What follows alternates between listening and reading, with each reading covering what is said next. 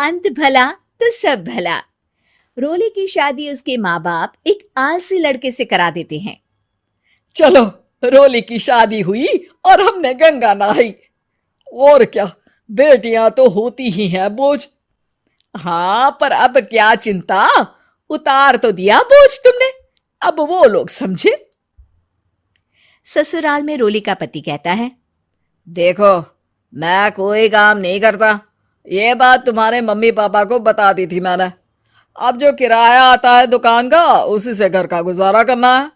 कभी भूल से भी कोशिश ना करना किसी चीज की डिमांड की। क्या मम्मी पापा को पता था कि आप कोई काम नहीं करते? और क्या, बड़ा अच्छे से पता था। उन लोगों को तो तुम बोझ लगती थी, बोल रहे थे कि बस शादी कर लो और कोई मतलब नहीं है। रोली को यह सुनकर बहुत गुस्सा आता है, लेकिन करती भी तो क्या, क्योंकि वो जानती थी कि उसके माता पिता ऐसे ही हैं। जैसे तैसे रोली दिन काट रही थी। रोली को एक प्यारी सी बेटी होती है। धीरे धीरे वो बड़ी होती है और उसके साथ उसकी जरूरतें भी बढ़ती जाती हैं। सुनिए जी, अब तो सिमी बड़ी हो रही है, उसका स्कूल में दाखिला कराना है। मैंने अब तक तो जैसे तैसे समय काट लिया, लेकिन मैं बच्ची की परवरिश में कोई कमी नहीं रखूंगी। अरे क्या है यार, अब तो लगता है कोई ना कोई काम ढूंढना ही पड़ेगा। अब पति रोज काम की तलाश में जाता और बिना किसी काम के वापस आ जाता। रोली समझ जाती है कि पति के अंदर अब काम करने की क्षमता नहीं है। वो बेटी को उच्च शिक्षा देने के लिए कुछ करना चाहती थी, लेकिन करती तो क्या करती। एक दिन रोली की सहेली कहती है, रोली, मेरी कोई औलाद नहीं है। अगर तू मेरी औलाद को जन्म दे तो मैं तुझे तेरे मुंह मांगे पैसे दूंगी। अरे, तेरी औलाद को मैं कैसे जन्म दे सकती हूँ? सरोगेसी से।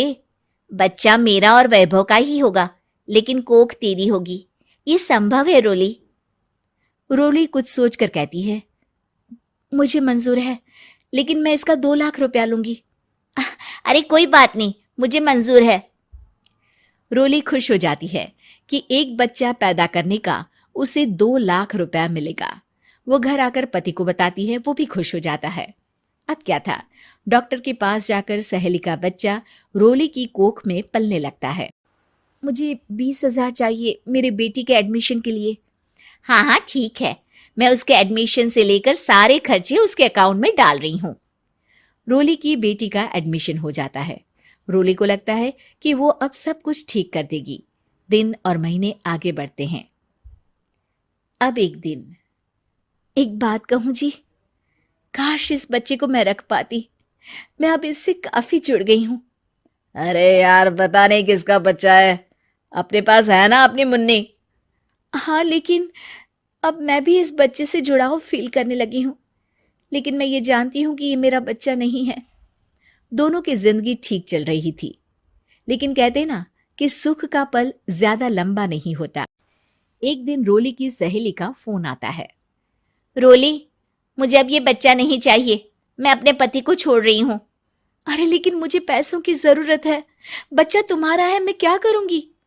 सहेली बिना कुछ बोले फोन काट देती है, फोन स्विच ऑफ कर देती है। लेकिन रोली के जीवन का तूफान यहीं नहीं रुकता। रोली, मैं इतना भार नहीं उठा सकता। आज पढ़ाई का पैसा मांग रही हो, कल को शादी, कॉलेज और पता नहीं क्या क्या। मैं तुम्हें छोड़ रहा हूँ, अपनी बच्ची उठाओ और निकलो इस घर से। अरे पर मैं कर तो रही हूं ना बच्चे के लिए काम, आप आराम से रहिए ना। क्या काम कर रही हो, देख रहा हूं मैं। ये छोटा शहर है, यहाँ लोगों को बात बनाते वक्त नहीं लगता। तो मैं क्या करूं? ज्यादा पढ़ी लिखी नहीं हूं, कैसे घर के खर्चे चलाऊं? और आप तो काम करना ही नहीं चाहते। हाँ, ना चाहता हूं और ना ही करूंगा। रोली को पति की बात पर काफी गुस्सा आ जाता है। ठीक है, अगर मेरे जीवन में संघर्ष ही लिखा है तो वही सही। इस वक्त पति होने के नाते आपको मेरा साथ देना चाहिए था, लेकिन नहीं, आपने तो इस हाल में मुझे घर से बाहर निकालने की बात कह डाली। देखो, ये सारी फालतू की बातों के लिए वक्त नहीं है मेरे पास। रोली, जिसकी कोख में किसी और का बच्चा था और साथ छोटी सी बेटी, पति का घर छोड़कर रास्ते पर आ जाती है। रोली के पास मायके के सिवा दूसरा कोई रास्ता नहीं होता। अरे रोली कैसी है? कितने दिनों के लिए आई है? हमेशा के लिए माँ।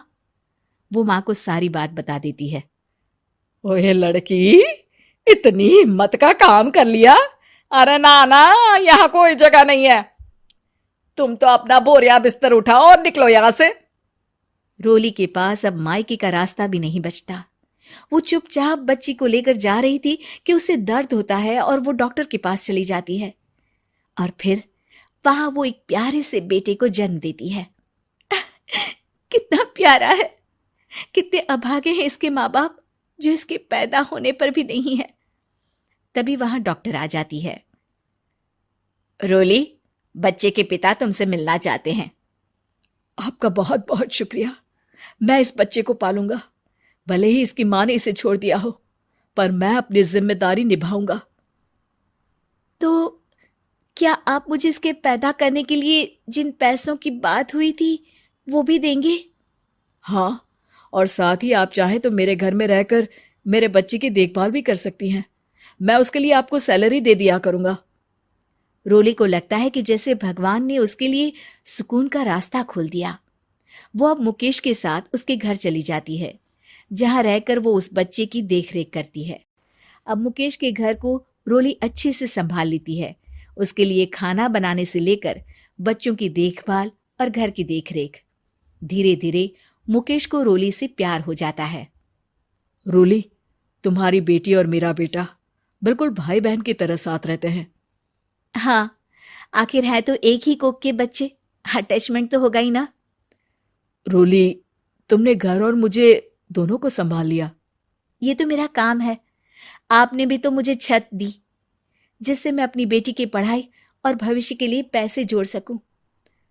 अब रोली, क्या तुम मुझसे शादी करोगी? अब मैं जानता हूं तुम्हारी भी शादी कुछ खास अच्छी नहीं रही। रोली को मुकेश की बात ठीक लगती है।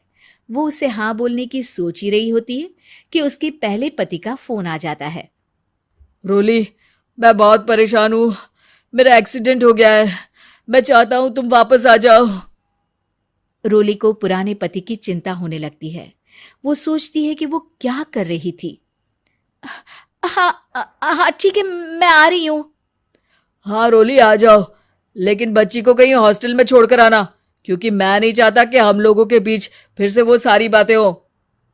रोली को समझ आ जाता है कि पति आज भी सुधरा नहीं है। वो पति के पास जाने से इनकार कर मुकेश को हाँ कर देती है।